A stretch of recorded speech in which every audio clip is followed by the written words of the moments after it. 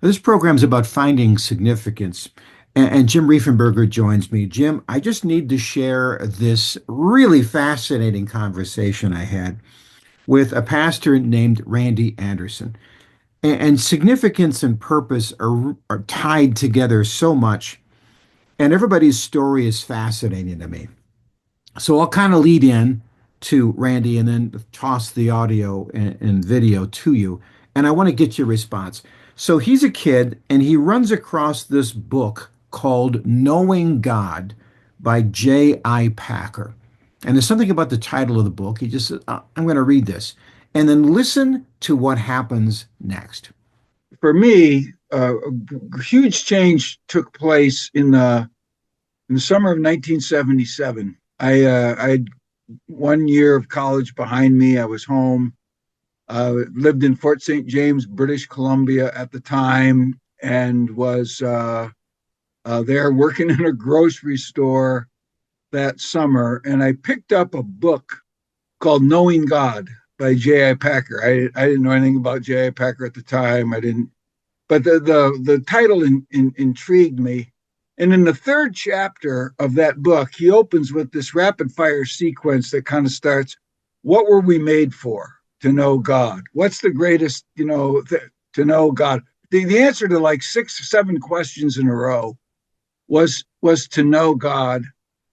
And when I read that, it just absolutely struck me that that if you really believe that you can know God, you mentioned relationships, if you really believe that you can have a relationship with God, that you can really know God, that you could help other people know God, then you couldn't have a greater purpose in life. And over the next few months, my purpose in life changed because when I got out of high school, I had been deeply influenced by a math teacher. And I loved basketball. You can see Julius Erving there behind me still all these years later. And I just thought I thought a great life would be to like teach junior high math and coach junior high basketball. And I really enjoyed that age. I thought that's what I'm going to do. And and shortly after I read that book, I just, with nothing replacing it, I just didn't want to do that anymore. And I didn't know why. And then it just dawned on me, I think I'm supposed to teach what really struck me in that book. I'm supposed to try to figure that out. And that's my purpose. That's my purpose in life. That's what I'm going to do. What about the guy who is the math teacher? He's been teaching math for a period of time. Maybe he coaches, maybe he works at a grocery store. She works at a grocery store. Yeah. What do you tell them? Thing. In my line of work, the Presbyterians summarize it maybe most succinctly and best. What is the chief end of man? Man's chief end is to glorify God and enjoy Him forever. Can you do that as a math teacher? You certainly can. Can you do that in a grocery store? Can you do it as well in a grocery store as you could in a pulpit? Absolutely. Absolutely. The chief end of man is to glorify God and enjoy Him forever. You know God in a certain way as a math teacher. You can certainly know God in a certain way in the grocery store. So, Jim, just your initial response. What's your takeaway to hearing a story about a guy who just with confidence suddenly knows this is what he needs to do? I believe when you listen to his story, it's kind of simple. Like the first dot in his story is that he's inspired to be a teacher, a math teacher, and a coach. No mistake in it. So God was revealing his spiritual gift of teaching. And then just in a moment, just said, now that I've got that in you, I'm going to call you to something else. So what Wow. Randy did more than anything else is he heard the call and he wasn't afraid. Now, that's what's hard for us. People tell me all the time, Jeff, that's all I know is this. Things are interconnected, that the way we teach, the way we coach, they're not just one size fits all. So like you can take that gift and you can move it over to a different spot. But in his case, he moved it to a call. It's interesting. I'll use the word disillusionment, right? Because here he is, he's super excited about being what I thought would be a great life, right? Teacher and ball coach. And all of a sudden, he's so disillusioned with that that he has no desire to do that at all. And he has no idea what it's going to be replaced with. So I'm picturing your average person who's maybe listening to this, who's saying, I don't know, I'm disillusioned with my job. I just, all of a sudden, I don't want to do it. And they think it's like worker burnout, or they think it's, maybe a bad environment.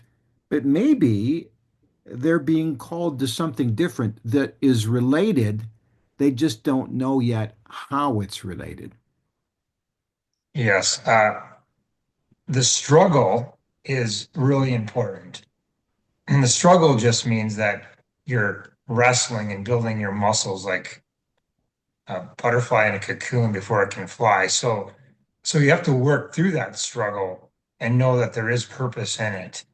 Um, and I think in that season of life, that's what he was doing. He was working through that struggle. And God made it kind of clear what it was. And then it becomes almost like a breath that says, I guess this is what I'm going to go do. And you don't look back. We see these stories and you go, I guess it's too late for me, right? That guy found his purpose. He was about 20. It's too late for me. When do you see people, in your experience, and you've done this a lot with a lot of different people, is there a time limit on finding that? There's no time limit. And it's built like dots or in stages. I'm just going to use the metaphor because I was recently reading in a book about a fiction story about King David in this sense. But say he was sitting with us and he explained his nature of self-discipline. He says it wasn't like I just went out with five rocks in this little sack and knocked down Goliath. I had thousands or 10 thousands of reps shooting at a tree, at a bush. No, I was practicing with the rocks, which was the work, and practice is no fun, but I realized my want in it was I was practicing it to be a better sharpshooter, to be a better hunter. But then God moved him from hunter to slayer to king. He had no idea.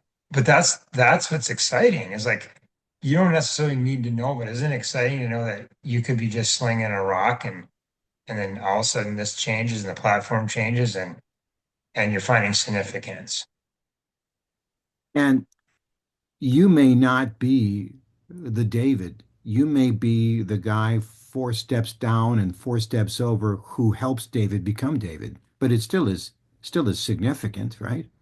I Right. mean, And let's take Randy. Let's not forget how it's all connected. What about the gentleman that practiced and wrote that book for probably a couple years of his life for how many Randys that went out to the world to teach to know God. So it's somebody planted a seed and someone did the work and then someone carried it on. And to me, I think that's kind of what we get in heaven some days. We get to see how it all got interchanged and interconnected. And that's kind of like significance times 1,000, right? Like it's not just mine, it's everybody's. and his math teacher, right? His math, Absolutely. His math teacher his, encouraged him to yeah, pull out the teaching gift in him. Everybody was used. his math teacher is not teaching math, he was teaching children. And one of those children was Randy. And what he taught, and Randy's been a pastor for a lot of years. That math teacher turns out he had a very significant life, and he may not have any idea of the scope of that, at least in this life. And ironically, Jeff, you shared about a 2 minute clip of Randy. I don't know Randy. In 2 minutes, I can see the passion, the impact, the significance in him easily, without question, because he's followed the path and he went for it. So it's funny you say that because we have another episode I want to feature Randy in because I asked him specifically, okay, he's a pastor. Okay, obviously those guys are living a life of purpose, and it just seems like they're really doing stuff in the world. And I said, what about the rest of it? And then he told me this absolutely fascinating story, which totally proves your point and his. Anybody anybody can have a life of true significance and purpose. So I'll leave it with that, just to say that if you're struggling and wondering what that looks like for you, you're listening to the right program, you're watching the right program.